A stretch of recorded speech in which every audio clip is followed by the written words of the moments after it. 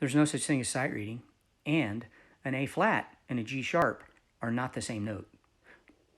I told my wife I wanted that printed on my headstone because I spend more time in lessons trying to fix problems caused by just this one thing than I do everything else put together. A flat and G sharp, those are called enharmonic tones.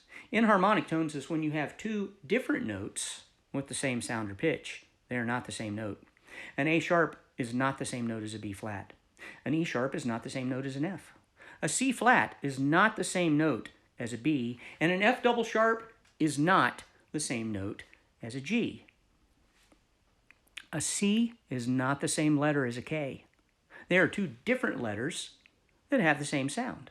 Some words are spelled with C's and some words are spelled with K's. You don't get to pick which one you like best. You can't just choose to just use one and not use the other.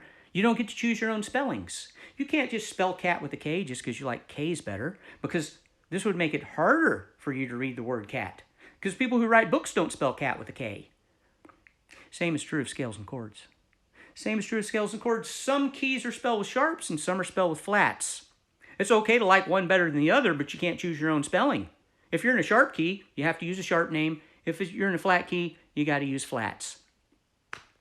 Because if you learn to spell the scale or chord incorrectly, this is going to make it harder for you to read music. It's going to make it harder for you to recognize the scale or chord in music because you've deliberately spelled it wrong.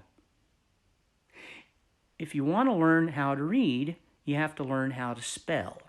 And if people who read things and people who write things cannot agree on the spelling, then we can't have written language. My name's Mark Dooley. I've been a private music teacher for 36 years, focused on practical theory and music literacy. If you want to know more, follow me. If you'd like lessons, contact me. If you can learn to read words, you can learn to read music.